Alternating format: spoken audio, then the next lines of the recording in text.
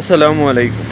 আপনারা অনেকেই মনে করেন যে ইতালিতে আসলে লাখ লাখ টাকা, কোটি কোটি টাকা, মাস শেষে অনেক টাকা কামানো যায়, মাস শেষে লাখ টাকা গুনতে পারে বাড়িতে।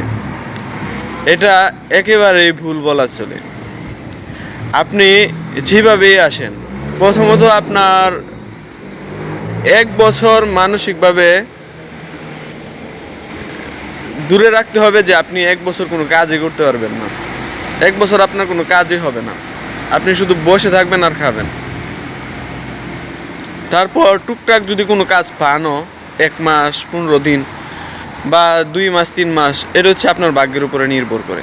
আজকে আমি আপনাদেরকে একটা প্র্যাকটিক্যালি একটা জিনিস দেখাবো, আর এই জিনিসটা দেখানোর পরে আপনারা হয়তো মনকে ঘাবড়িয়ে দিতে পারেন যে আসলে কি বাস্তবটা এমন হয়। কিন্তু এটাই বাস্তব, এটাই রিয়েলিটি, এটাই আপনাদের মানতে হবে। আমি সেই জিনিসটাই আপনাদেরকে দেখাতে যাচ্ছি। কারণ ঢাকা শহরেও মানুষ কষ্টে থাকে।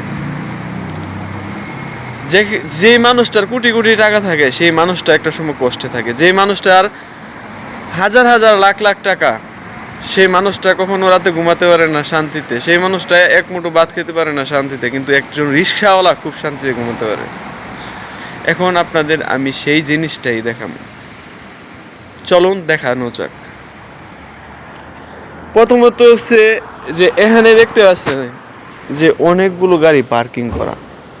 এখানে কত গাড়ি পার্কিং করা হয় বিল্ডিং এর মধ্যে।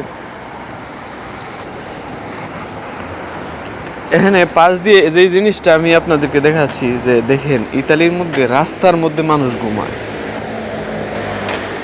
এবং রাস্তার মধ্যে মানুষ কিভাবে ঘুমায় এরা আসলে চিন্তা করা বাহুল্য। এত পরিমাণে শীত, এই যে দেখেন এন আগে কিছু মানুষ ঘুমাইছিল ময়লা আবর্জনার মধ্যে, দেখতে পাইতেছেন যে এখানে যারা ঘুমাইছিল দেখেন কি একটা অবস্থা, একবারে পচরা পায়খানা। এই দেখেন খুব খারাপ একটা অবস্থা। এখানে একজন মানুষ শুয়ে আছে, দেখেন কি অবস্থা।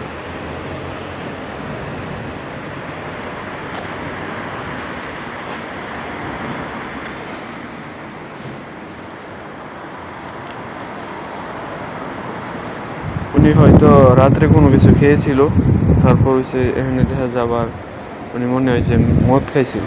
মদ খাওয়ার পরে উনি রাত্রে এখানে ঘুমিয়ে আসছিল। এখানে পাশে থাকা বিভিন্ন জুতা কেস কুস দেখা যাইতেছে, ওই যে মদ খাইছে। তারপর হচ্ছে এখানে খাবার খাইছে রাত্রে, খাওয়ার পরে তিনি ঘুমিয়ে নিচ্ছে। কিন্তু এই যে একটা ময়লা আবর্জনার মধ্যে ঘুমিয়ে রয়েছে। আসলে আপনার ইতালিতে যদি কাজ না থাকে তাহলে আপনার কোনোভাবেই কোনো শান্তি পাওয়া যায় না। আপনার রাস্তার মধ্যে এই টাকা শহরে আপনারা তো বাড়ি থেকে যে টাকাগুলো গোনেন, কিন্তু দেখা গেল দেখেন কি একটা অবস্থা। এই অবস্থার মধ্যে একটা মানুষ এই ময়লা আবর্জনার মধ্যে প্রত্যেক দিন ঘুমাচ্ছে। কিন্তু আমরা অনেকেই হয়তো শান্তিতে ঘুমাই, অনেকে আরাম করি, আয়েশ করি।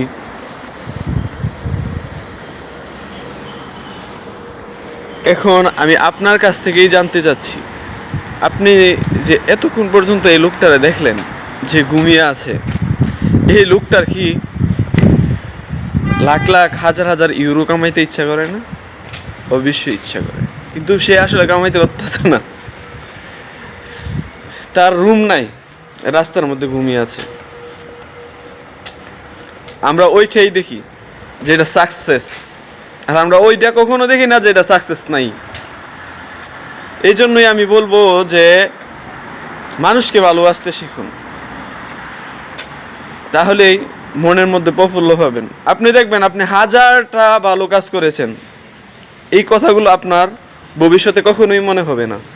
কিন্তু আপনি একটা খারাপ কাজ করেন, এই একটা খারাপ কাজের জন্য আপনি কতদিন যে কষ্ট করতে হবে, এবং কতদিন যে এই খারাপ কাজটা আপনার বারবার মনে হবে। এটা সৃষ্টিকর্তার একটা আসলে লীলা খেলা। এটা কেউ বলতে পারবে না। ভালো থাকবেন, সুস্থ থাকবেন, দেখা হবে পরবর্তী কোনো এপিসোডে দরিদ্র সাগরের সাথে।